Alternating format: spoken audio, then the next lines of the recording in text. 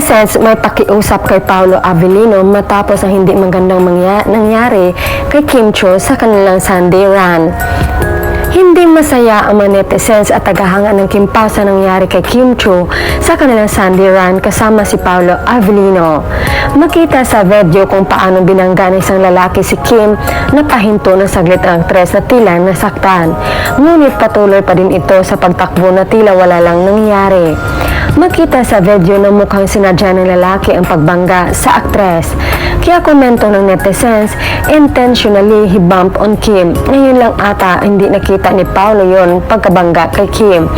Taka naman ako, for the first time ata to, dapat talaga nasa likod lang ni Kemi si Paolo para safe. Kemi, ibahin mo yung time mag-jogging sadya na ginagawa ng ibang tao. Keep safe, Kim. Pinabayaan naman siya. Mag-iingat ka, Kim. Maraming nagalit sa'yo. Baka sa jogging mo mapahamak ka. Parang sinadya ng lalaki talaga, Kim. Cho, imposible din niya nakita si Kim. Bakit kasi nauna si Boss Daddy Papi? Dapat si Kemi ang mauna. Nasa likod si Boss Daddy Papi para bantayan niya Chinita Princess niya. Bayad talaga ni Kim, hindi man lang siya nagreklamo. Kung iba yan, baka nakatikim na ng mura yung bumangga. Sa daming runners doon, si Kim na nasa gitna ang binangga niya. Damit intentional, karmahin sana yung lalaking bumangga kay Kim. Ang luwag ng daan, si Kim pa talaga na nasa gitna ang binangga mo. Tingnan mo sa video kung paano nabangga si Kim. Huwag mo muna isama si Kim sa pag-jogging. Hindi mo nakita ang nangyari kay Kim. Kung hindi kayang bantayan ni Avellino si Kemi, huwag na niyang hilahin pa sa pagtakbo. Solo na lang siyang tumakbo. Kemi, dobling ingat. If gusto mo tumakbo, doon ka na lang sa village nyo.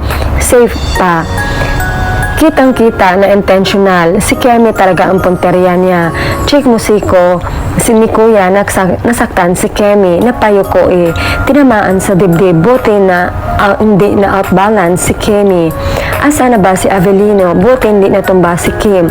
Napatingin nga yung katabi ni Kemi ay kawawa naman si Kim. Nakita ko nasaktan siya kasi parang kinapa niya yung braso niya ang binangga. Asa na si Paolo? Ba't hindi niya sinakluluhan si Kemi? Dapat Pao andyan ka beside Kemi to protect her. Ba't ganun Pao? Akala ko ba always said you besides me? Asa na? Kemi, huwag ka na mag-jogging kasama ang walang isang salita. Ayaw namin masaktan ka, kaya tama na Kemi. Napapahama ka lang, please. Paolo Avellino, sana aware ka na may ganitong nangyari kay Kemi sa jogging niyo kanina. Mag-iingat palagi Kim Cho, huwag maging kampante kahit may makasama ka sa jogging. Hoy Paolo, bakit nasa unahan ka? Dapat nasa likuran ka ni Kim. Di mo tuloy nakita yung matandang bumangga kay Kemi. Kala ko ba pinoprotektahan mo si Kemi? Bakit ka nauuna? Delikado si Kim pag nag-jogging, dapat may bodyguards na kasama.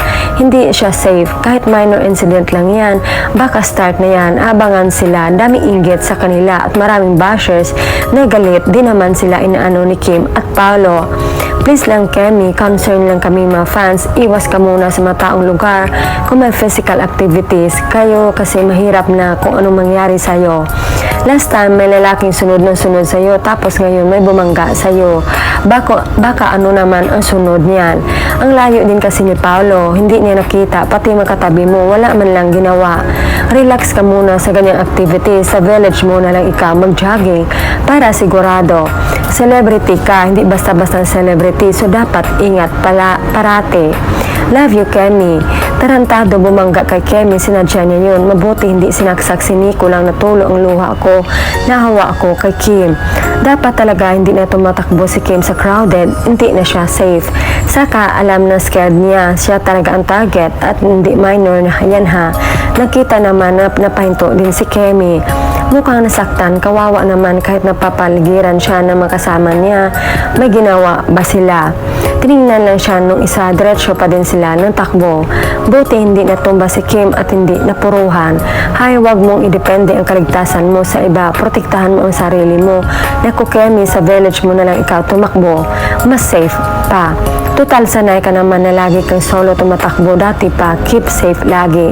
Kim is a public figure and it is not safe always to be seen in her public.